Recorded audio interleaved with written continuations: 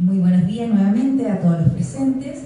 Mi nombre es María José Aliaga, directora de Asuntos Estudiantiles de UDALBA Santiago, y hoy los acompañaré en la presentación de la segunda Feria de Ciencias e Innovación de la Universidad del ALBA, organizada por la Dirección General de Investigación e Innovación y la Vicerrectoría Académica de la Universidad del ALBA.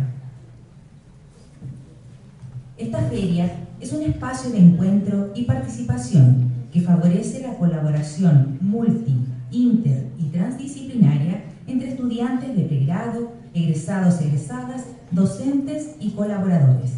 Buscamos promover la investigación e innovación dentro de la universidad, contribuyendo al mejoramiento continuo en los ámbitos académico, científico, tecnológico y de innovación. Hoy nos reunimos para celebrar el esfuerzo y la creatividad de nuestra comunidad universitaria. Para dar inicio a esta importante ceremonia, los invito a ponerse de pie para entonar Volar Alto, el himno de la Universidad del ALBA.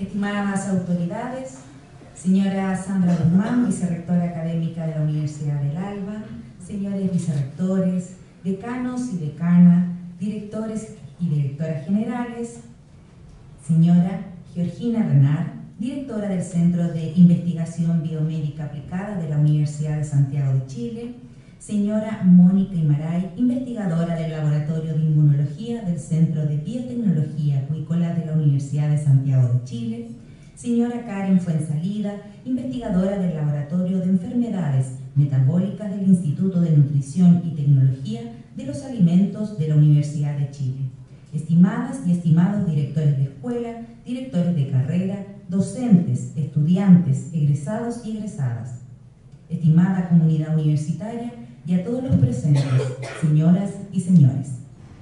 Sean todos muy bienvenidos.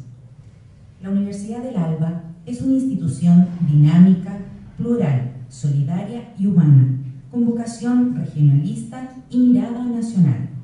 Como el amanecer, traemos la luz del conocimiento para cumplir los sueños profesionales. Somos una universidad privada con vocación pública, centrada en el estudiante y abierta a todos los talentos.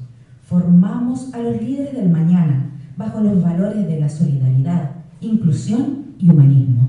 Esta filosofía se ve respaldada por nuestra acreditación institucional, que valida nuestro compromiso con la excelencia educativa y abre nuevas oportunidades para nuestros estudiantes. Por esto, nos complace presentar hoy, en esta actividad de divulgación de la investigación e innovación con sello de la Universidad del ALBA, damos la bienvenida a la señora Sandra Guzmán, vicerrectora académica de la Universidad del ALBA, quien inaugurará la segunda Feria de Ciencias e Innovación. Un aplauso para ella.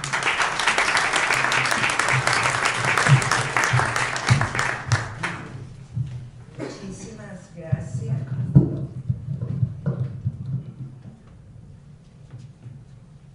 Qué gusto verlos a todos. Doy un saludo muy especial a nuestros invitados, a nuestras autoridades y especialmente a nuestros estudiantes y docentes, los que tenemos de Santiago y los que han viajado de nuestras sedes. Me gustaría, por favor, saber quiénes llegaron de Antofagasta. Bienvenidos. ¿De La Serena? Bien. ¿Y de Chillán? Pero gran mayoría. Trabajaron bastante intensamente en el año. Estupendo, bienvenidos. Es un honor darle la bienvenida a esta segunda Feria de Ciencia e Innovación que nos convoca hoy. Agradezco la presencia de la doctora Mónica Maray, la doctora Karen Fuensalida y el doctor Francisco Serich, que nos acompañará más tarde. Ellos generosamente compartirán con nosotros sus conocimientos y los caminos trazados para resolver interrogantes en sus disciplinas, utilizando aproximaciones innovadoras en áreas relevantes como biotecnología, inteligencia artificial y salud, así como psicología y neurociencia. Agradezco a nuestros estudiantes, docentes y egresados que han trabajado con gran rigor y entusiasmo para presentarnos hoy sus investigaciones. Este evento es el reflejo de su dedicación y compromiso con la ciencia e innovación. Agradezco también a la Directora General de Investigación e Innovación, a su equipo, no lo veo en este momento, pero sé que está en todas partes, ha trabajado arduamente. Agradezco porque han logrado contagiar su vocación y compromiso con la transferencia del conocimiento y han logrado hacer realidad esta feria. En la Universidad del Alba promovemos la labor académica en 4 dimensiones. La dimensión temática, referida al dominio del contenido que se enseña. La dimensión metodológica, que fomenta estrategias activas e innovadoras en consistencia con lo que indica nuestro modelo educativo. La dimensión ética, que se refiere a la responsabilidad de actuar con integridad y con responsabilidad y respeto ante otros, representando los valores institucionales ya mencionados: solidaridad, humanidad y la inclusión. Y por supuesto, nuestra 4ª dimensión, la dimensión científica, que implica la capacidad de contribuir en la generación de nuevo conocimiento a través de la investigación. Es por ello que entre las prioridades formativas nuestras se encuentra el desarrollo de capacidades investigativas y dinámicas de transferencia de conocimiento, articulando así la investigación con actividades propias de divulgación científica y de vinculación con el medio. Al involucrar a los estudiantes en proyectos de investigación, fomentamos el desarrollo de habilidades como pensamiento crítico, creatividad y capacidad para resolución de problemas. La investigación forma parte de una educación integral y prepara a los estudiantes para enfrentar desafíos profesionales con un enfoque innovador y reflexivo. La investigación y la innovación son ejes motores de cambio. Nos invitan a repensar el presente y a abrirnos a nuevas posibilidades para avanzar en el futuro. Nos permiten generar conexiones con las necesidades y desafíos de la comunidad local, regional e internacional. Cada uno de los trabajos que veremos hoy aporta desde su disciplina con una mirada responsable y comprometida con el entorno, el medio ambiente, la calidad de vida de las personas, la inclusión y mejora de procesos, así como nuevos enfoques multi e interdisciplinares. Hoy se evidencia el trabajo de los semilleros de investigación de estudiantes que permiten el desarrollo de soluciones que impactan positivamente a la sociedad. Todo esto, por supuesto, con la guía, el apoyo, la motivación de nuestros docentes. Finalmente, en este evento, me queda dar por iniciada esta Feria de Ciencia e Innovación que estoy segura será de mucho aprendizaje para todos. Muchas gracias.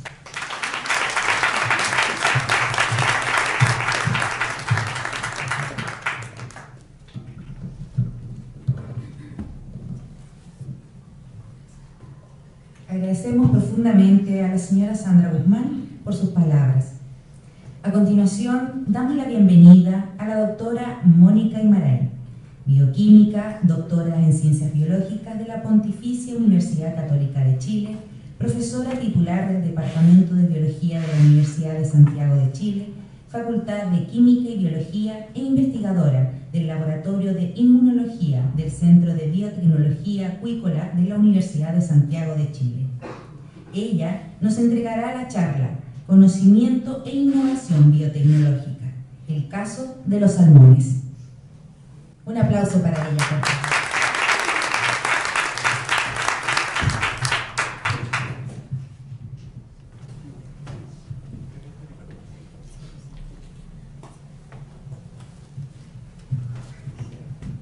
Buenos días. ¿Se escucha bien? Yo soy pésima con los micrófonos, nunca podría haber sido cantor. Quiero en primer lugar agradecer la invitación para poder compartir lo que hemos hecho en muchos años. He seleccionado algunas cosas que me parecía que hablan de cómo el conocimiento se transforma en aplicaciones biotecnológicas, ya que hemos tenido la fortuna de hacer este camino y aprender haciendo, ¿no?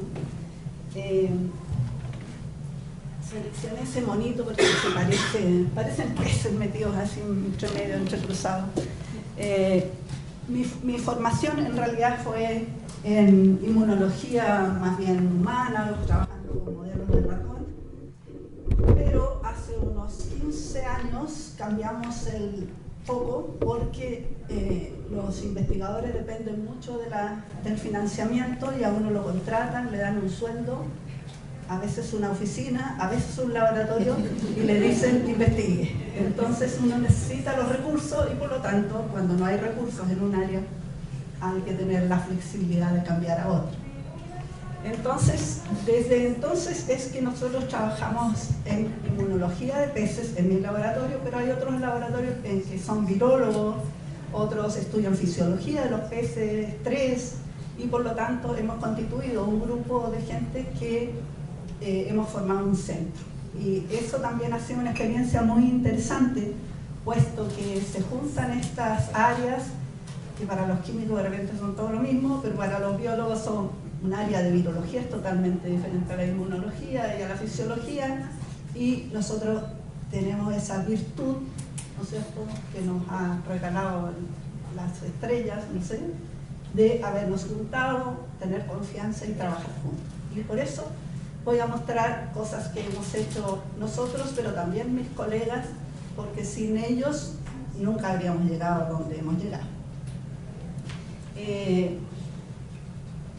Aquí está, siempre la pongo en segundo lugar, porque si no después me da nervio y cuando llego a la última no muestro esta vez. Entonces, lo más importante es que uno no trabaja solo, tiene colaboradores que son estudiantes, muchos de ellos, algunos que fueron estudiantes ahora son académicos de la universidad, aquí hay 2 de ellos, por aquí hay alguien más que está en Noruega, y hay financiamiento a través de Corfo, financiamiento a través de proyectos Fondesit y otros becas, porque los estudiantes de doctorado necesitan becas.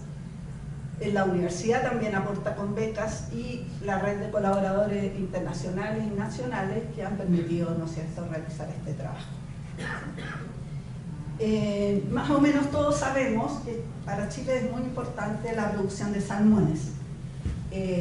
Y ha habido un crecimiento del 2008 al 2022. Estos son los datos de Cernapesca, que ellos van como atrasados en su estadística.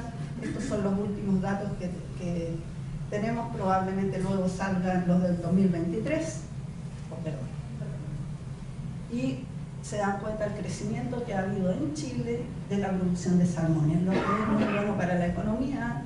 El tema del cultivo de salmones no tiene muy buen prestigio porque, claro, el impacto ambiental de la que hablaba la vicerrectora es un tema que hemos venido trabajando, y nuestra cultura en Chile es no prevenir, sino curar. Entonces, cuando hemos visto los problemas, es que los organismos correspondientes han desarrollado, ¿no es cierto?, normas que hacen que hoy día el cultivo de salmones tenga mucho menos impacto ambiental que al comienzo.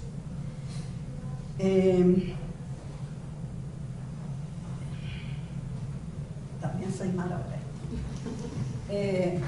Acá se muestra qué tipo de salmones se cultivan, principalmente salmón del Atlántico, que es el que tiene mejor valor comercial, pero también salmón cojo y trucha arcoíris, que es la que la gente pesca en los ríos además.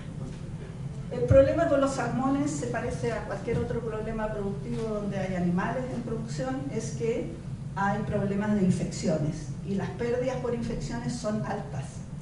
Eso hace que hay mucho foco de investigación, mucha investigación enfocada en estos temas. Y aquí una bacteria, una enfermedad muy importante es este síndrome rickettsial del salmón. La mortalidad, aquí hay un caso de un pez donde hay un hígado que está totalmente infectado y tiene distintos signos de enfermedad.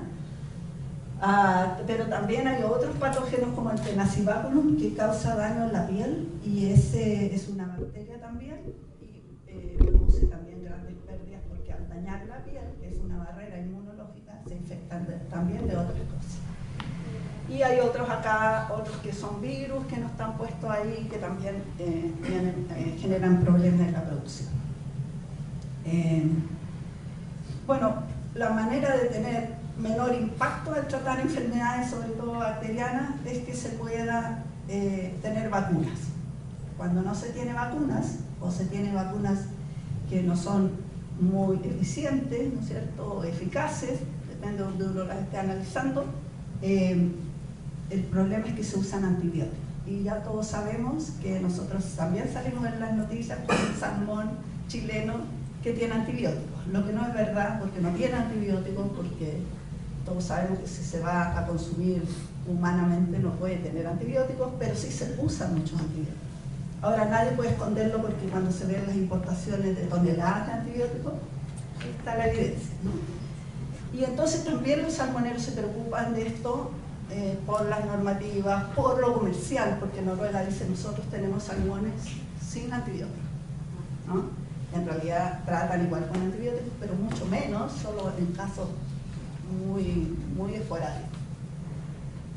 Entonces acá está el tema de las vacunas, porque las vacunas son algo apreciado, por lo tanto, porque se puede tratar las enfermedades del salmón sin tener ese impacto ambiental que tiene el uso de antibióticos.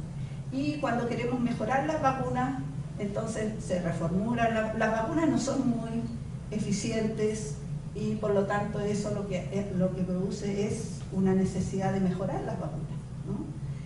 Si yo trato una enfermedad microbiana con antibiótico y no funciona, hay que mejorarla. ¿Dónde se mejora? ¿Dónde hay que mejorarla? En la formulación, si se usan proteínas, bacterias, el patógeno vivo o atenuado, ¿no es cierto? Porque nosotros aprendimos hartos de vacunas con el COVID, ¿no es cierto? Al mejorar las vacunas se soluciona el problema o se disminuye el problema. Las dosis, la vía de administración, los ayudantes, que son compuestos que van en las vacunas y mejoran, ¿no es cierto?, la efectividad de las vacunas. Pero, ¿no es cierto?, hay un problema, porque todos los diseños de vacunas están pensando que los peces son como los ratones. Y entonces ahí se levanta una alerta, porque los ratones, por muy simpáticos que sean, tienen un sistema inmune que no se parece mucho al de los peces, se parecen cosas, pero lo que nos pasa es que no sabemos lo suficiente para saber dónde se parecen y dónde no se parecen, ¿no? Y ahí entra el tema ese que nos convoca a los investigadores de generar conocimiento. En los mamíferos, yo necesito que me avise cuando quedan 5 minutos, porque entonces en los ratones sabemos mucho, es el modelo típico para estudiar inmunología en humanos también, porque hay cosas que se pueden hacer en el ratón y por razones éticas no se puede hacer en humanos, por lo tanto el modelo más estudiado en ratones. Y ahí sabemos que hay nódulos linfáticos, que está el vaso, ¿no es cierto?, las placas de Peyer, un montón de órganos que funcionan para producir una respuesta inmune que ojalá no sea solo una respuesta que podemos seguir, sino que también proteja al individuo contra el microorganismo contra el que se está vacunando. Hay muchas células distintas, células dendríticas, linfocitos B que producen los anticuerpos, linfocitos T que ahí están más indiferenciados, que después se diferencian. Hay unas células que son también linfocitos T, pero que producen cierta citoquina, manejan la respuesta inmune humoral o la celular, o regulan la respuesta para que no estemos siempre inflamados, ¿no es cierto? Entonces hay un montón de células aquí que se llaman TCD4 o T cooperadoras o T helper en vivo. Y también hay otras células que son efectoras, o sea, al final de esta historia que se generan anticuerpos, que se genera respuesta celular, se necesitan células que sean capaces de eliminar al patógeno. Y ahí tenemos dos actores bien bonitos, acá, perdón. Actores bien bonitos, que son los TCD8, no TCD4, que son capaces de lisar células infectadas, por ejemplo, por un virus, y los macrófagos que fagocitan, o sea, engloban a este patógeno y lo destruyen. Entonces, eso es responsable de que se elimine el patógeno, todos estos mecanismos aquí asociados a la respuesta inmune, y eliminación del patógeno también son mecanismos que se repiten cuando uno vacuna. Cuando se vacuna se genera toda esta respuesta, y lo más importante es que se generan células de memoria que permiten que cuando uno se encuentra con el patógeno la respuesta sea más eficiente, más rápida, mayor en magnitud, ¿no es cierto? Lo típico que yo le enseño a mi estudiante. Entonces en los peces no hay nódulos linfáticos, o sea, ya hay algo en que no se parece. No hay vía linfática, no. Hay algunos estudios recientes que parece que descubren algo, pero no es claro. Yo les dije que era mala no sabemos si hay células T diferenciadas, si hay células CD8, sobre todo en el salmón, porque lo que ha pasado es que hay estudios por aquí, por allá, de una cosa, de otra, no sé, en el pez cebra, que tiene la gracia de tener morfolinos mutantes en distintas cosas, entonces es bueno estudiar ahí, pero son los peces de este tamaño. Entonces cuando uno quiere sacar el vaso, o sea, tiene una pequeña complicación para sacar el vaso. Entonces se sabe una cosa por aquí y por allá, pero no tenemos en el salmón y en la trucha mucho menos claridad, y se necesita saber en esas especies, porque quizás viene otra diapositiva por ahí donde dice que la mitad de los vertebrados son peces. Imagínense todas las especies que hay, y cada especie no es igual a la otra, hay millones de años de distancia evolutiva entre las distintas especies, entonces lo que uno aprende en una no necesariamente funciona en la otra. Y entonces por eso nuestro interés en estudiar el salmón. Y acá, ¿no es cierto?, también se señala que hay otras células que no conocemos, como esas dendríticas. También por allí y por allá hay una publicación que dice que separar las células dendríticas y después reproducirlo es un tema. Por lo tanto, tenemos muchas preguntas que responder en los peces. Entonces, lo primero que nosotros hicimos cuando empezamos a investigar fue tratar de identificar los linfocitos T. Y por supuesto no es como cuando uno analiza linfocitos T en el citómetro para hacer análisis de humanos, aunque se usa mucho, sino que no tenemos herramientas, tuvimos que desarrollar anticuerpos para poder reconocer esta población celular, y por lo tanto nos pusimos a trabajar en eso. Entonces acá estaba ese monito que dice que la mitad de los vertebrados son peces, que hay mucha diversidad morfológica, biológica, porque hay distintos hábitats, y por lo tanto hay que estudiar la especie que a uno le interesa estudiar.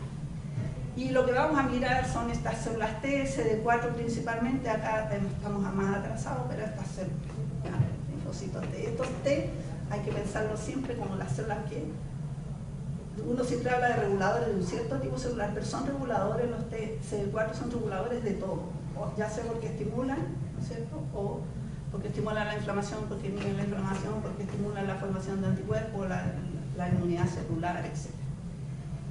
Se me pasó entre medio. Empezamos por el timo. El timo en los humanos y en los ratones es un tremendo órgano, además blanquito, hermoso, ¿no? Uno abre la cavidad torácica con ratón, ahí está. En los peces ustedes ni se imaginan lo que nos costó encontrar, porque mirábamos alguna que otra publicación por ahí y después anda tú a encontrar este órgano chiquitito. Entonces acá hay una foto de cuando finalmente logramos encontrar el timo, que es un órgano que parece un nódulo linfático en realidad, pero está ahí en la cavidad branquial, ¿no es cierto?, en la parte superior, y no siempre está. Por lo tanto, las cosas raras de los peces, ¿cómo no va a tener timo? ¿No? Si en los humanos y los ratones siempre hay timo, ¿no? Involuciona después, pero no, acá es muy raro. Pero logramos, ¿no es cierto?, entender qué es el timo, sacar el órgano y dispersar las células y estudiar con la histología, ¿no es cierto?, las poblaciones celulares, y ahí se ve que también hay una corteza, hay una médula, pero ese es como un solo lobulillo del timo de humano y de ratón, y bueno, ahí identificamos esas células que tienen morfología de linfocitos. Los cuantificamos, y aquí hay una característica súper importante que hace pensar que efectivamente este es el timo, porque estas células de acá, que dice que son CD4 positivas, CD8 positivas, que en una diapo eran dos poblaciones separadas, aquí son las células inmaduras en el timo. Y cuando encontramos estas células inmaduras, porque las células T se desarrollan ahí, dijimos, oh, este es el timo sin lugar a dudas. Y así, ¿no es cierto?, desarrollando anticuerpos, porque para poder ver estas poblaciones celulares acá, doble positivas para allá, este es un análisis por citometría, aquí el profesor Flavio sabe muy bien lo que es esto, ¿no? Y nos está enseñando a través de un diplomado citometría de flujo. Entonces acá vemos una población que es positiva para el CD4, para el CD8, que la reconocemos con anticuerpos, y ahí está nuestra población inmadura de linfocitos. Por lo tanto, avanzamos un pequeño paso en lo que queríamos saber. Después usamos nuestros mismos anticuerpos en identificar las poblaciones celulares, pero ahora, ¿no es cierto?, con otros marcadores, con otros anticuerpos. Aquí está el CD4 y ahí está el CD3, que son las proteínas que transducen la señal cuando este receptor de los linfocitos que reconoce antígenos, ¿no?, elementos extraños, se activa. Entonces, esta molécula CD3 es la que caracteriza esa población. Entonces nosotros describimos esta población celular que corresponde a los linfocitos. Aquí hicimos PCR, aquí hicimos PCR para, ¿no es cierto?, identificar genes que estaban, porque no tenemos más anticuerpos. Entonces la única manera de saber que esto es una célula T, como las cooperadoras, las CD4, es ver otras cosas. ¿Y qué otras cosas podíamos ver? Los transcritos, los mensajeros que codifican para proteínas que deberían estar en esta población celular. Y ahí lo vemos, ¿no es cierto? Este es un gráfico que mira los niveles de expresión de esos RNA, y aquí vemos que hay CD4, CD8, ese está raro porque no debería aparecer, pero aparece, las cadenas de los receptores de estas células, etcétera, etcétera. Para eso hicimos un sorting, porque estas células están junto con otras, hay que separarlas. Entonces ahí hay otro equipo maravilloso que permite, marcando las poblaciones celulares, separarlas y obtenerlas en un tubo donde uno puede hacer otros análisis.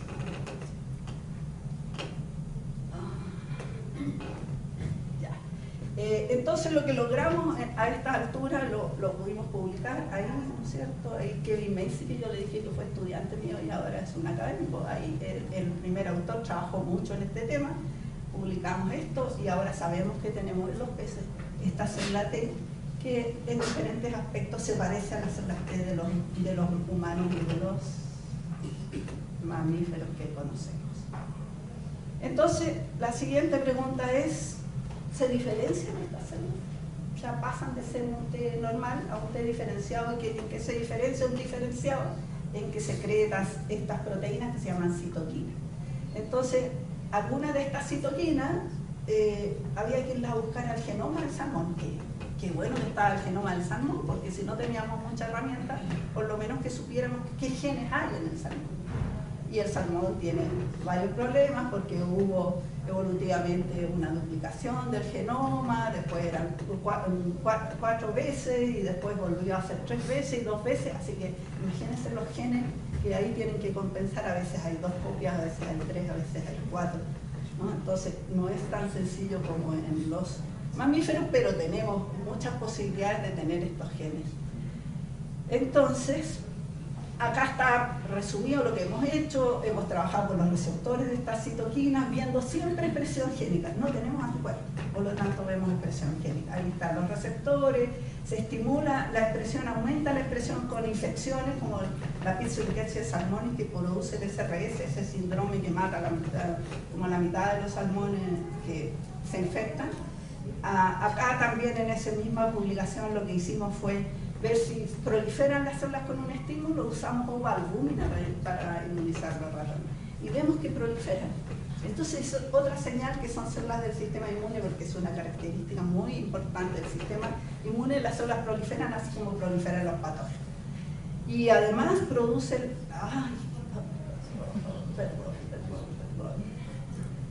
Entonces, además producen las citoquinas que uno espera. Esas que estaban en el cuadrito abajo, entonces las producen. Por lo menos vemos los mensajeros. Y acá estos son proteínas y receptores que tienen que ver con la movilización de las células, ¿no es cierto? Yo cuando le enseño a mis estudiantes de inmunología les digo, tenemos que usar ratones para estudiar, porque in vitro nunca podemos reproducir esto, porque las células se movilizan.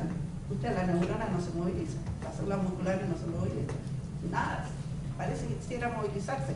Las células del sistema inmune se movilizan. Por lo tanto, necesitamos estudiar in vivo en los modelos animales. Y estas quimioquinas que hay acá, proteínas y sus receptores, son las que son encargadas de movilizar las células. Aquí vemos cómo se expresan con interferón gamma unas de esas citoquinas que estábamos caracterizando. Cuando uno pone las células con ese interferón, aumenta la expresión de estas proteínas. No tengo remedio. Aquí, ¿no es cierto?, vemos el incremento de esta CXL10 porque le agregamos interferón gamma a la célula. ¿Cómo obtuvimos interferón gamma? Eso es otra historia, porque tuvimos que clonar los genes, expresar estos genes en coli, sacar las proteínas recombinantes y ahí las podemos usar y medir. También se activa con IPN. La expresión de esta IPN es un virus que infecta los salmones, así que estamos en presencia de unas proteínas que son muy importantes en las infecciones, porque evidentemente aumentan con las infecciones. ¿Cuánto tiempo me queda? Voy a avanzar más rápido porque no nos queda mucho tiempo. Demostramos entonces que hay estos células T que producen la citoquina adecuada, entonces decimos que los salmones estamos en presencia de esta población celular que es importante. Ahora, en el intertanto, entonces, desarrollamos anticuerpos, desarrollamos una manera de medir los transcritos, desarrollamos una manera de producir las citoquinas. Entonces, esas son herramientas para avanzar a la siguiente etapa. Hacemos medición por citometría de flujo, hacemos PCR, y entonces empezamos estudios que son más aplicados. Acá, por ejemplo, estudiamos la infección por virus IPN y logramos determinar que en esta infección por IPN hay una respuesta de estas células T al antígeno, porque estas células T podría uno pensar que los peces que están mucho más atrás en la evolución no fueran como los mamíferos, que no se estimularan con el antígeno. Aquí proliferan, se diferencia todo porque hay un antígeno que lo tiene una bacteria a la que hay que eliminar, ¿no? Entonces la respuesta, decimos, es específica, está montada para eliminar el patógeno. Y aquí está demostrado que en el caso del virus IPN, ¿no es cierto?, hay una respuesta al antígeno testeada in vitro que podemos medir y decir, ok, esto funciona parecido a los ratones. Estudiamos el fotoperiodo. Los peces en la acuicultura se mantienen todo el rato con luz, o sea, tienen 24 horas de luz, 0 de oscuridad. nosotros sabemos que la luz es muy importante, ¿no es cierto? No nos levantaríamos en la mañana si no amaneciera, ¿no? Y todo el resto de las cosas que pasan con la luz. Y testeamos, ¿no es cierto?, qué pasaba cuando nosotros ponemos los peces en distintos regímenes de luz. Y estaba el 24-0, el 12-12, 24-16-8, 8-24, que simulan los solsticios, los equinoccios del año. Y observamos, voy a terminar esta presentación cometiendo el mismo error. Entonces, estudiamos qué pasaba con la inmunidad en estos peces, si se activaban la expresión de las citoquinas, si los linfocitos cambiaban y todo en estas condiciones, y encontramos que la condición más mala está en el 24-0 y en el 12-12. Las células son hiporreactivas, no reaccionan, no producen una respuesta adecuada. Entonces, importante, porque le podemos decir ahora a los salmoneros que es importante, a lo mejor no mantener todo el tiempo los peces en 24-0, porque es para evitar la maduración sexual, para que los peces que engordan y lleguen a pesar 4 kilos, ¿no? Entonces, se puede cambiar estos regímenes cuando uno vacuna, porque a lo mejor cuando vacuna necesitamos un 16-8 o un 8-16, no un 12-12 ni un 24-0. Lo siguiente fue estudiar vacunas, ¿no?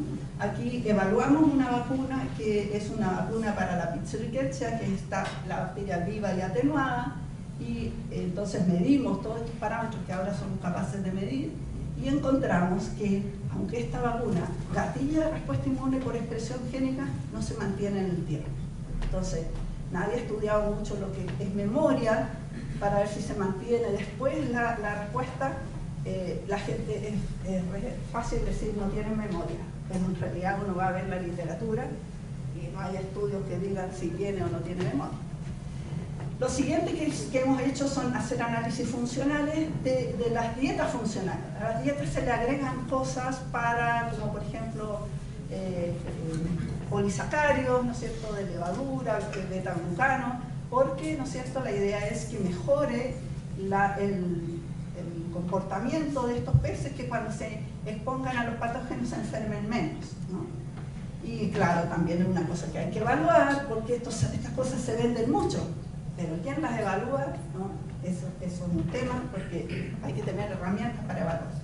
Y ahí entonces nosotros también hemos trabajado en colaboración con Noruega.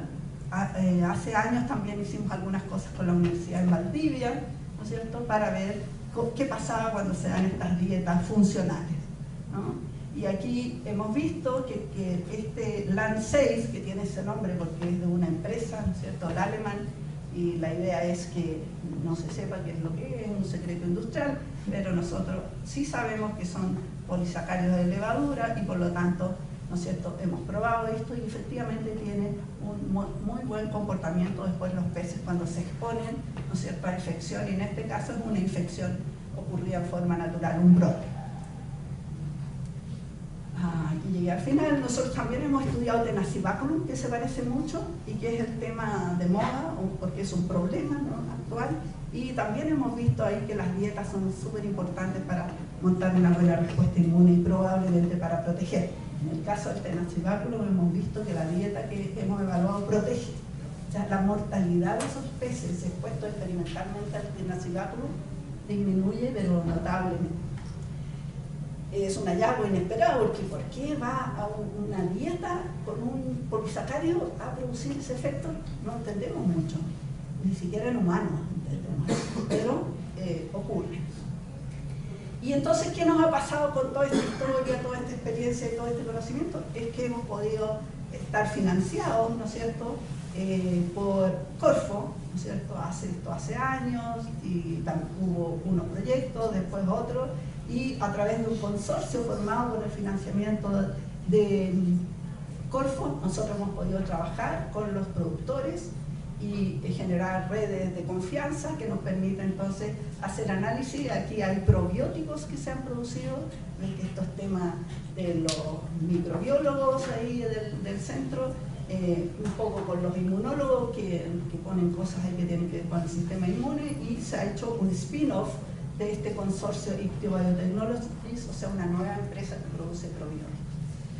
Y en este caso de las vacunas, tenemos un nuevo vacuna, más probióticos y herramientas de análisis, tenemos un nuevo consorcio financiado por Corfo, este otro terminó, y ahora tenemos este financiado por Corfo, donde todo el mundo participa. Aquí una persona sería imposible que lo hiciera. Ahí hay uno de los postdocs que estaba haciendo unos análisis aislando proteínas, porque cuando uno quiere nuevas herramientas necesita proteínas, anticuerpos, etc. Trabajamos en un consorcio con Noruega, ¿no es cierto?, con la Universidad de Ciencias de la Vida, y aquí, ¿no es cierto?, trabajamos en el tema de las dietas funcionales. Y todo, ¿no es cierto?, en estos proyectos, el Centro de Biotecnología es el partner que tiene la USACH ahí en todos esos proyectos. Y listo. Muchas gracias.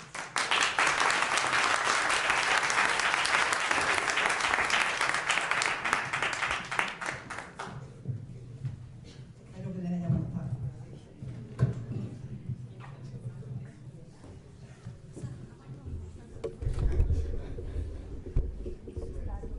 Agradecemos profundamente a la doctora Mónica Maray por su presentación y le invitamos a permanecer en el escenario.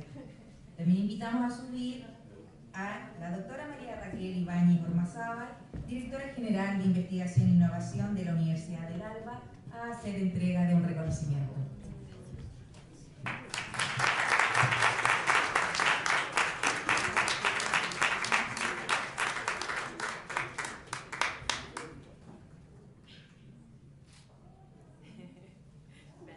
Reiteramos el aplauso más fuerte para la doctora Maray.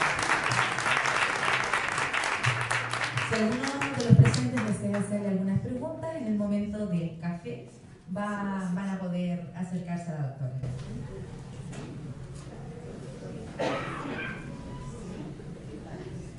A continuación, damos la bienvenida a la doctora Karen Fuenzalida, bioquímica, doctora en Ciencias Biológicas de la Pontificia Universidad Católica de Chile, responsable de investigación y desarrollo del Laboratorio de Enfermedades Metabólicas del Instituto de Nutrición y Tecnología de los Alimentos de la Universidad de Chile. Ella nos entregará la charla Inteligencia Artificial y Enfermedades Poco Frecuentes, nuevas soluciones para viejos desafíos. Un aplauso para ella.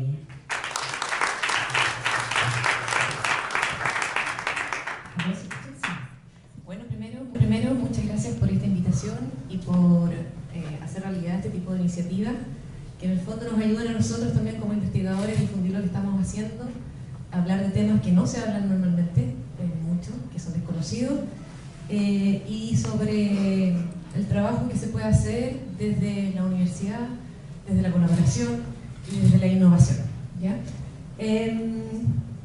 Vamos a partir, vamos a prepararnos con este control, a ver si funciona, si no funciona bien. Bueno, quiero partir esta presentación primero por una declaración de conflictos de interés en estos tiempos donde esto ya se transforma en un valor imprescindible. En esta presentación yo quiero declarar que no tengo conflictos de interés con la industria y en relación a esta presentación, declaro que esta presentación no fue realizada con herramientas basadas en inteligencia artificial, ¿ya? Es algo que nosotros tenemos que empezar ya a incorporar en nuestra práctica. Entonces, bueno, es un problema del mundo. No es un problema. Entonces, vamos a volver atrás. Que en el fondo yo quiero presentar ahora mi hoja de ruta de esta presentación. Este es un spoiler que hago, entonces aquí la gente se puede parar y ir si es que no le interesa. Les doy la alternativa a esto. Pero más que nada que mostrar que cómo va a ser el desarrollo de esta presentación es un poco también me gusta definir como nuestra visión y nuestra misión en nuestro grupo de trabajo. ¿Ya? Entonces vamos a partir un poco hablando de lo que son las enfermedades raras y poco frecuentes y con un foco en los errores innatos del metabolismo. Luego cuáles son los desafíos que nos enfrentamos en la práctica y las soluciones que surgen desde las ciencias aplicadas, acá en este caso la inteligencia artificial y otras herramientas, como un avance hacia la medicina de precisión. Entonces las enfermedades raras o poco frecuentes se definen como aquellas que tienen una baja prevalencia en la población y Europa y Estados Unidos han declarado dos definiciones. Nosotros como Chile nos hemos acogido a la definición que adopta la Unión Europea, que es aquella enfermedad que afecta a no más de 5 personas cada 10.000 habitantes, que llega a ser un equivalente a 1 cada 2.000. ¿Ya? Esta definición también ha sido adoptada por los países latinoamericanos. Por otro lado, Estados Unidos considera que es las personas que son afectadas, que equivalen a menos de 200.000 personas dentro de su territorio, y que vendría a equivaler alrededor de 1 en 500. ¿Ya? Si nosotros tomamos en consideración en su conjunto todas estas enfermedades raras o poco frecuentes, puede llegar a comprometer el 5% de la población, lo que implicaría que en Chile más de 1 millón de personas podrían padecer alguna de ellas, y a lo largo de su vida, y a nivel mundial serían 300 millones de personas. Entonces, ¿cuáles son las características de esta enfermedad? Bueno, hasta la fecha se han descrito más de 7.000 enfermedades diferentes, y si las sumamos todas en su conjunto tienen una prevalencia de 1 en 2.500. El 80% de estas patologías tienen una causa genética, el resto son por enfermedades infecciosas, inmunológicas y también algunas proliferativas como cánceres extraños. El 60% se manifiesta en la edad pediátrica y puede tardar entre 4 a 5 años en ser diagnosticado, pasando por alrededor de entre 6 a 13 especialistas diferentes. Entonces, esto se transforma en una odisea diagnóstica para los pacientes que sufren esta enfermedad. Y tienen una tasa de mortalidad, por lo tanto, de alrededor del 30%. Y lo más triste de esta historia, que bueno, que también cuesta diagnosticarla, es que el 5% tiene tratamiento curativo que está aprobado por la FDA y el 50% tiene tratamientos que son nada menos que paliativos. ¿Y cómo se manifiestan? ¿Qué afecta al organismo estas patologías? Bueno, pueden afectar a múltiples órganos y pueden variar también en la severidad. Y son principalmente crónicas, discapacitantes, degenerativas y graves. Acá hay un ejemplo dentro de las enfermedades raras que son más frecuentes, que a lo mejor a ustedes les hacen un poco más las han escuchado quizás, bueno, acondroplasia, esclerosis, fenilcetonuria, que es la que nos interesa a nosotros también, de nuestro grupo, fibrosis quística. Algunas de ellas tienen definido cuál es el gen que está mutado y otros tienen lesiones más grandes en partes del cromosoma, lo que generan principalmente también manifestaciones que son como síndrome. Y acá también, de acuerdo al órgano que se ve afectado principalmente, se pueden clasificar en distintos tipos de enfermedades raras.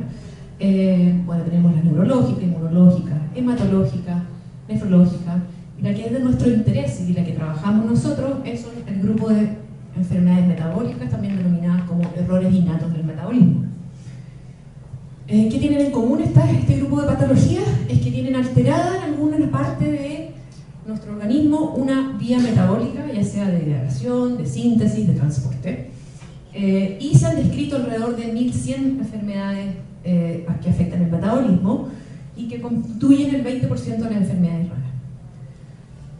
Bueno, y esto entrando a la bioquímica, ya cómo se ve afectado, cómo afectan estas enfermedades, por ejemplo, en el bloqueo de una transformación desde un sustrato, ¿no es cierto?, a un producto, vemos bloqueada una vía, y esto lleva a distintos efectos secundarios, que por ejemplo una toxicidad por exceso de sustrato, se activan diferentes vías, también podemos tener una deficiencia del producto que también genera distintas manifestaciones clínicas, o también se pueden producir metabolitos secundarios que pueden llegar a ser tóxicos. Y estas causas en el fondo llevan a consecuencias que tienen una manifestación clínica que suele ser específica para cada una de las patologías y que pueda ser en el fondo diagnosticada.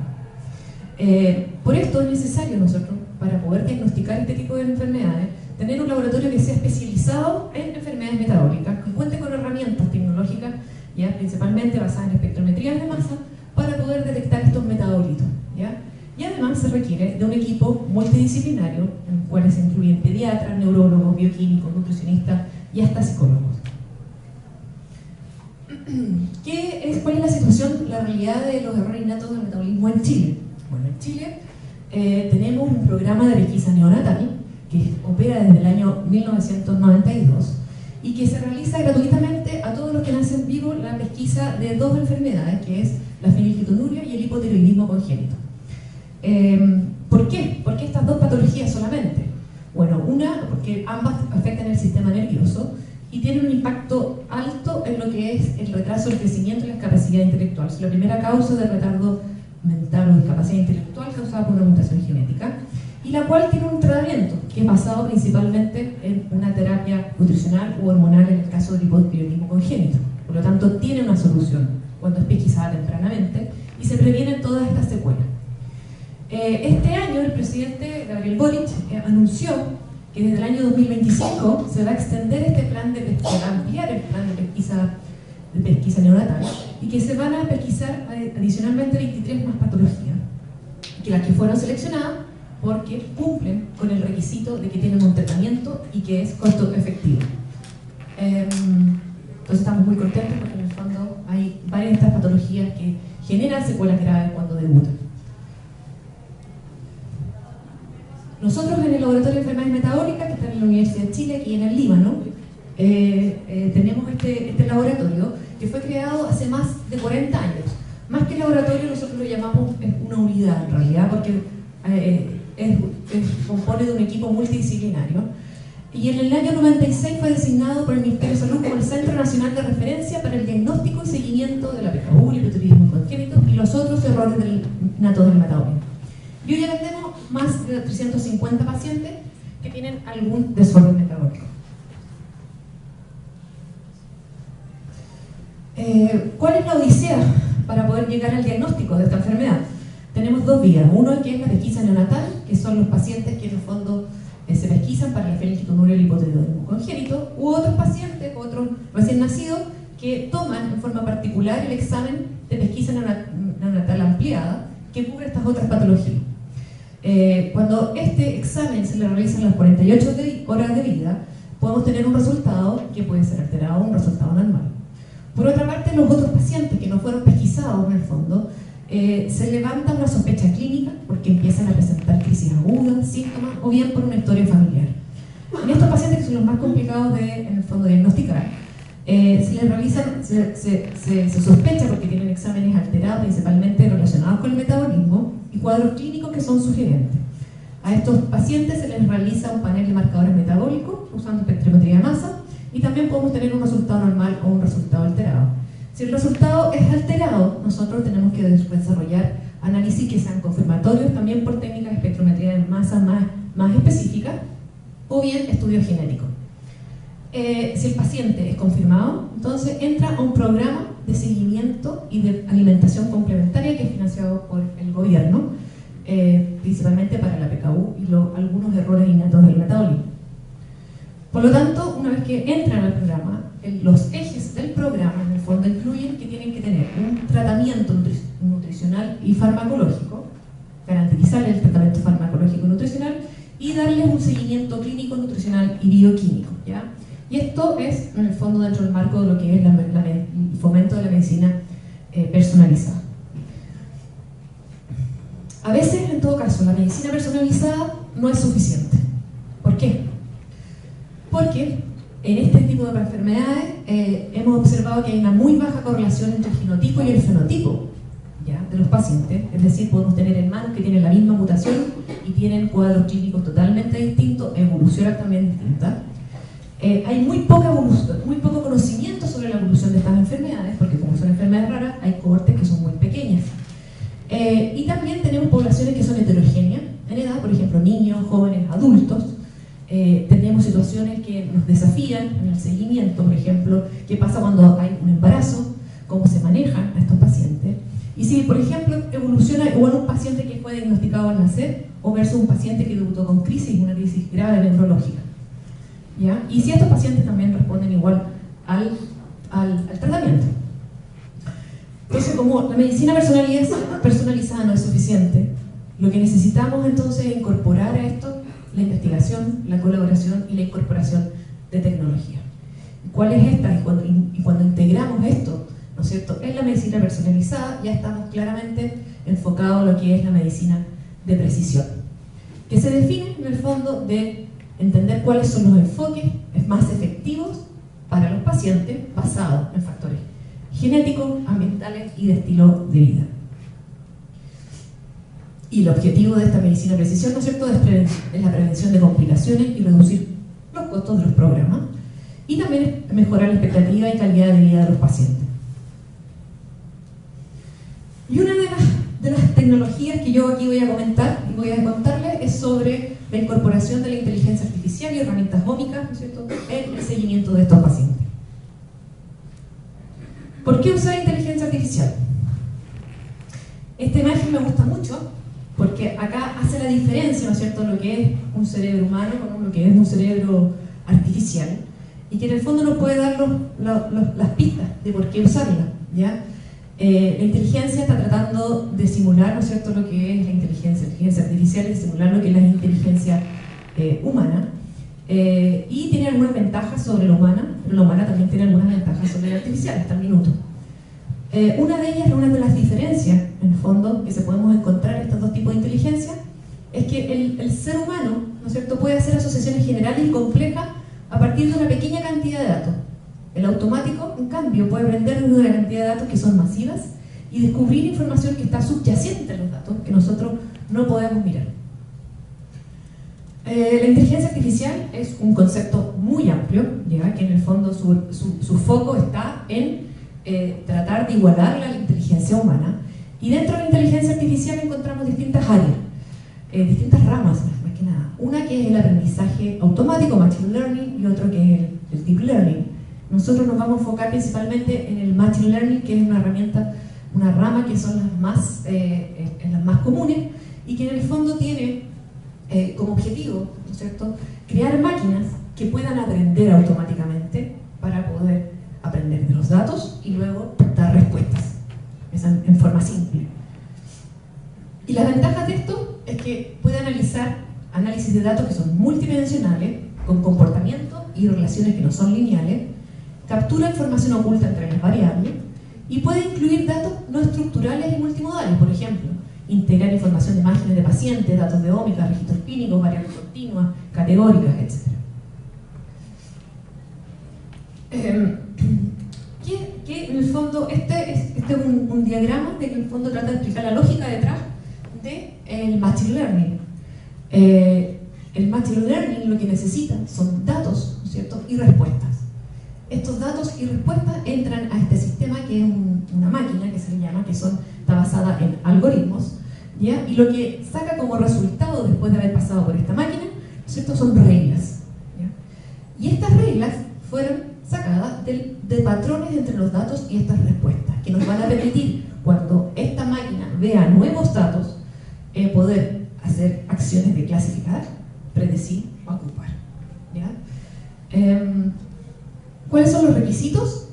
Es tener los datos, muchos datos idealmente, donde aquí, por ejemplo, tenemos esta matriz de Neo, donde por un lado nosotros podemos tener lo que son las muestras, pacientes, objetos, mientras mayor cantidad es mejor, y por otro lado tenemos lo que son las variables o las características. Esto en el fondo,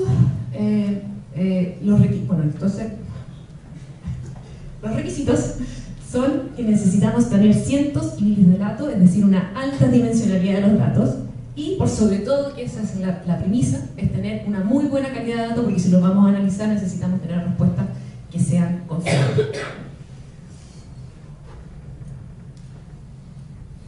Entonces, ¿cómo se procesan estos datos? Nosotros tenemos un dataset, que en el fondo es de serie de datos, y este dataset, en el fondo, se utiliza dividiéndolo y usando una parte de estos set de datos para el entrenamiento de estas máquinas y la validación, y otros set de datos se utilizan, en el fondo, después que se generan estas reglas, para probar estos modelos que fueron obtenidos por el entrenamiento, y con ello obtenemos una respuesta. Y esta respuesta, ¿cuál es la métrica de esta respuesta? Principalmente es el desempeño, que se mide como una probabilidad o lo que se denomina en área bajo la curva. Y yo creo que también están un poco familiarizados con esto. ¿Cuál es la tendencia mundial en enfermedades raras y la aplicación del Machine Learning en este campo? Esta es una revisión que hizo un grupo de Berlín, en donde muestra, yo quiero enfocar acá este recuadro que está en verde, donde se muestra el número de publicaciones que hay en las áreas de la salud con Machine Learning que llegan alrededor de 6.000, 7.000 publicaciones en el año 2019.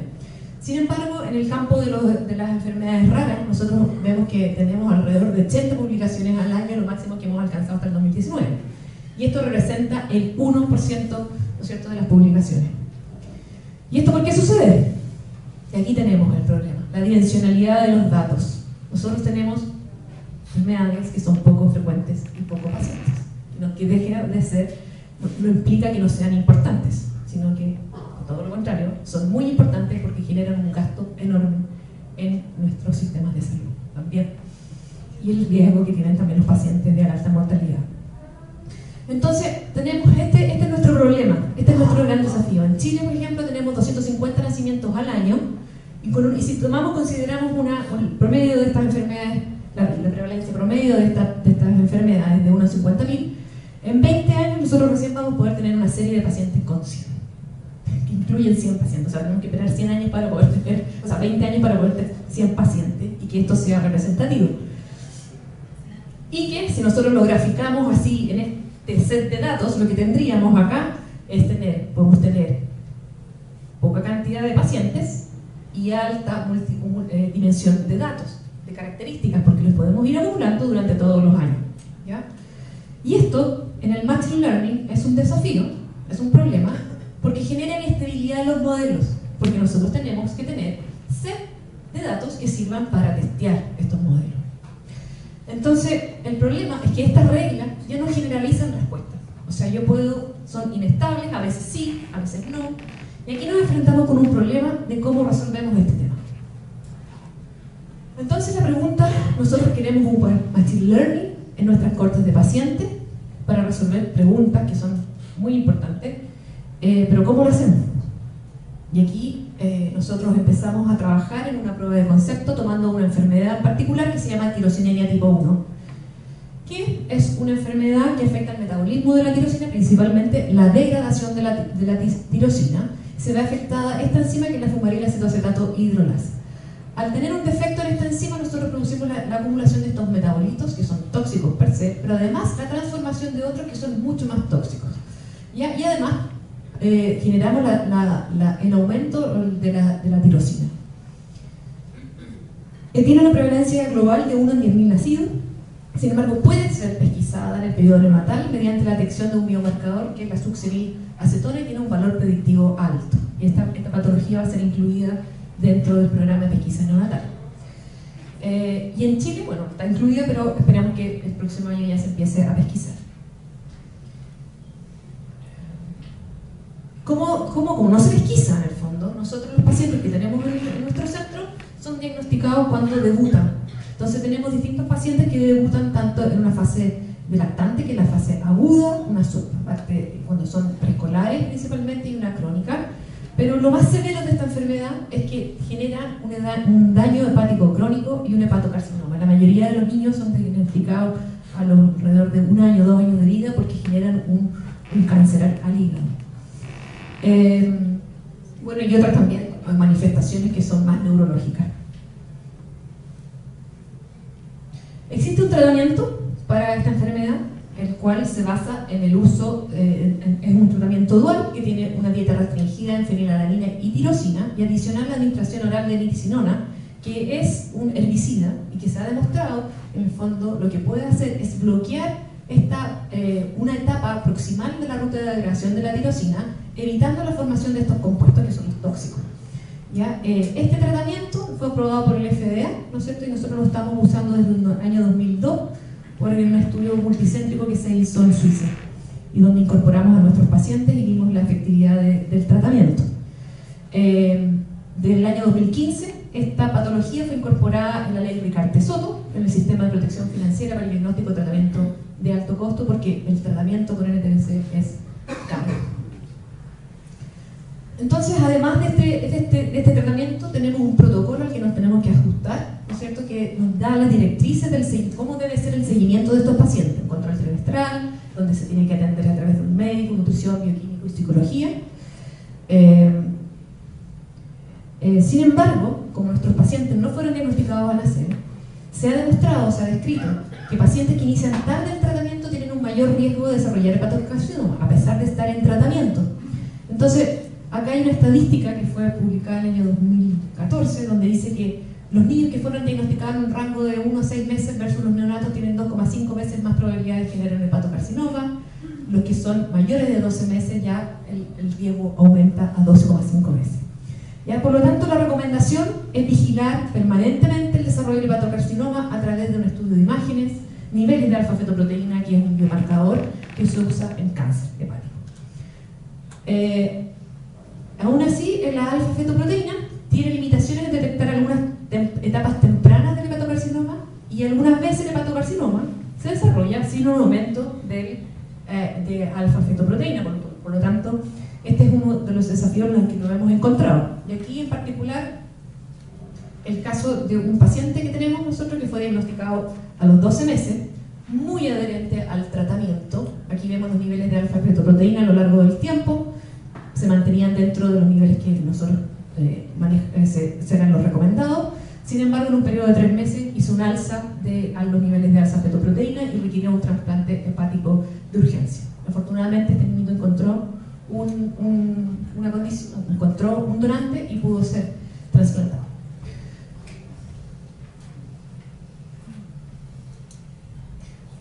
Entonces, la pregunta es, ¿Machine Learning nos puede ayudar a mejorar la detección temprana del cáncer hepático? Entonces, acá es donde nosotros empezamos a tomar una cohorte de pacientes, de 20 pacientes que tienen desde 1 año a 27 años, y tomamos registros de más de 4 años, que estos son registros trimestrales, y lo que obtuvimos fue una serie de datos como esta. Y esto yo les dije que era complicado para poder generalizar modelos. Por lo tanto, se nos ocurrió hacer un plan A de cómo enfrentamos esto. Y lo que se nos ocurrió es crear pacientes sintéticos con inteligencia, usando inteligencia artificial. Aunque no lo crean, esto es una estrategia que se usa, está validada en el fondo, y que a partir de los pacientes reales se generan nuevos pacientes sintéticos, los cuales se validan, ¿no es cierto?, y se incorporan a una cohorte. Ahora, nosotros hicimos esta estrategia y vimos que efectivamente era factible, era óptima, es una estrategia que es válida, sin embargo puede presentar sesgo, porque estamos utilizando pacientes de nuestra misma cohorte y que quizás toda la respuesta que nosotros saquemos puede que no sean generalizables para otras cohortes de otras poblaciones. Por lo tanto, partimos con un plan B, que fue sumar pacientes de otros países, que es lo más sensato también. Entonces aquí invitamos a colaborar a 2 centros de Italia, uno en Roma, el Hospital Pediátrico Bambino Gesù, y el Hospital de Meyer en Florencia, y sumamos en fondo lo que hicimos acá fue incorporar los datos de estos pacientes en seguimiento que tienen un manejo muy similar al nuestro. Entonces tenemos ya controlado lo que es el seguimiento, esa variable es una variable en común. Entonces lo que encontramos acá es que efectivamente pudimos aumentar el dataset, pero un poquitito. Quizás no lo suficiente, pero un poquitito. Y aquí entro yo a mostrarle quién es el real cientista de datos que está detrás de esta presentación, que es Alejandro Acevedo, que es un científico de datos que está incorporado a nuestro grupo de trabajo. Y con él empezamos así a pensar qué podemos hacer.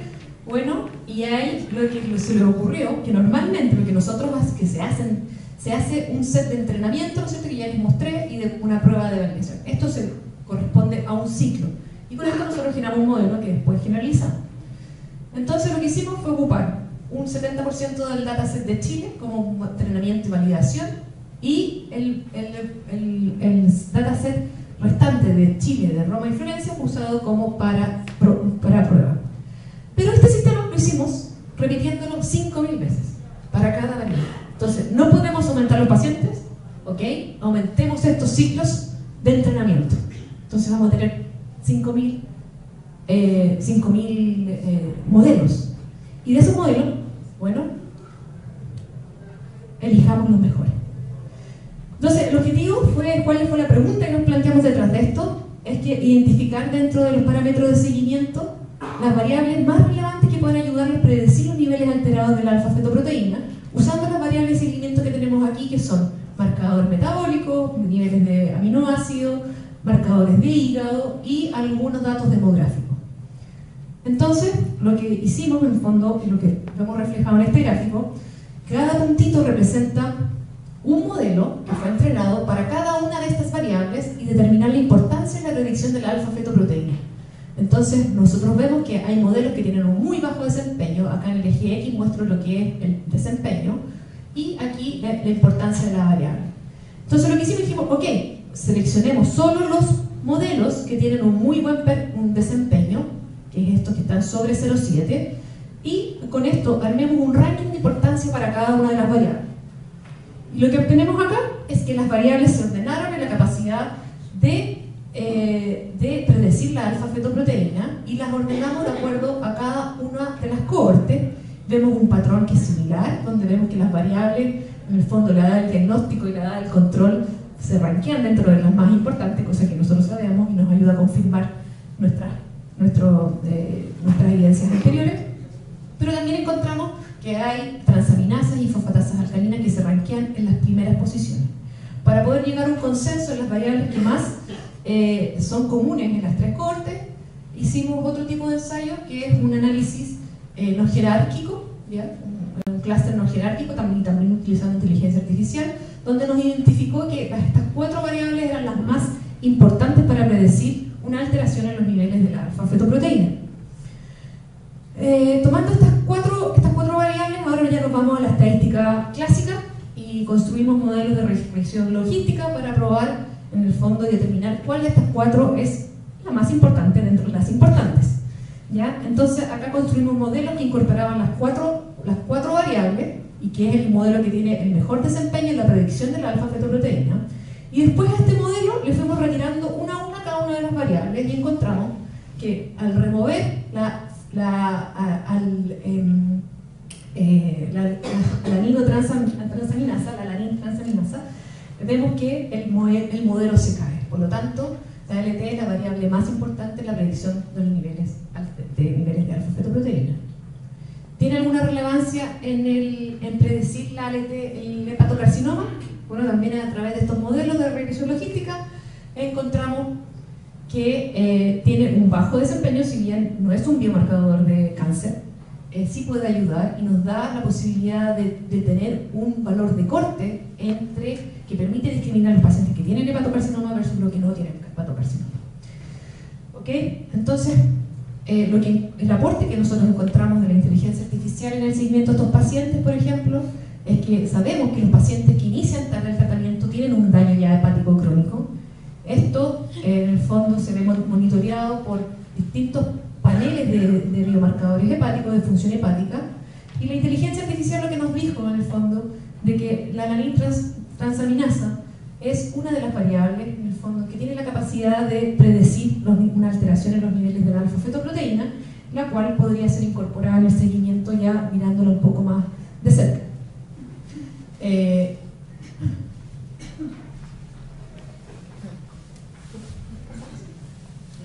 agotó.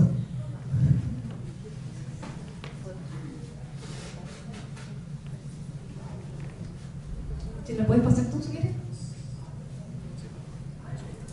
¿No quieres?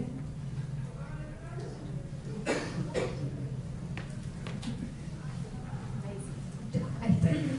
Entonces, en el contexto del hepatocarcinoma, tener un desempeño bajo, sin embargo, esto nos pudo establecer un valor de corte y que junto con los niveles de la alfa-fetoproteína, la edad de inicio temprana, la edad que inició la terapia, ¿no es cierto?, se plantean como factores de riesgo en pacientes que no tienen la pesquisa neonatal con tirosinemia. Ahora, estos hallazgos y estudios se tienen que validar con estudios prospectivos, usando otras cohortes de pacientes, y como siempre, todo lo que surge a través de la inteligencia artificial, ¿no es cierto?, esto tiene que ser finalmente interpretado y validado por un equipo de expertos que son los que tienen la última palabra. Ya me queda 1 o 2 diapos nomás, es que en el fondo otras estrategias que tenemos tecnológicas en curso, también con el Hospital Pediátrico Bambino Gesù, donde ellos tienen un desarrollo muy alto en tecnología, tienen equipos de espectrometría masa ultra sensibles.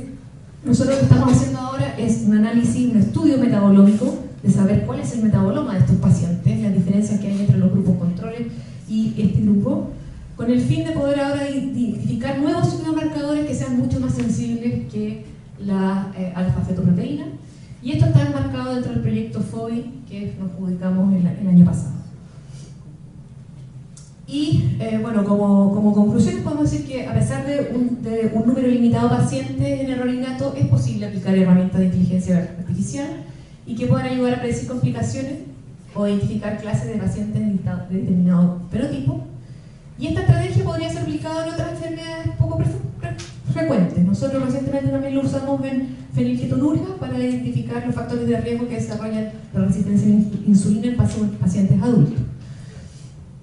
Otro punto que es clave, que el trabajo colaborativo y multidisciplinario es fundamental para avanzar en el entendimiento de la fisiopatología de la enfermedad rara y en toda investigación. Esa es una premisa, o sea, es algo que tiene que ir dentro de nuestra formación. Y es crucial la integración de tecnologías de vanguardia en la práctica clínica, pero tan crucial también es que esto vaya de la mano con la implementación de políticas públicas de salud que sean eficaces. Y ahí ambos aspectos son fundamentales para mejorar el diagnóstico, optimizar los tratamientos y elevar la calidad de vida de los pacientes. Y última diapo, las gracias. En el fondo, este es el equipo con el que trabajamos. Acá profesora Verónica Bermejo, doctor Francisco Cabello, son los jefes de esta unidad, donde tenemos un equipo de investigación, tenemos un equipo clínico, un equipo de laboratorio. Estos son los investigadores de nuestros colaboradores del Hospital Bambino Gesù en Roma y del Hospital de Florencia. Gracias a ustedes por escuchar.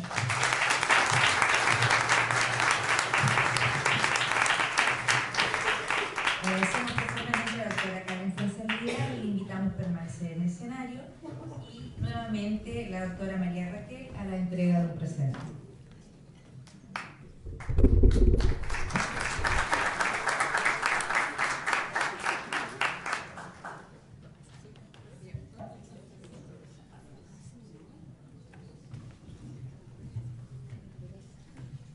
Reiteramos entonces el aplauso a la doctora Fuenzalía.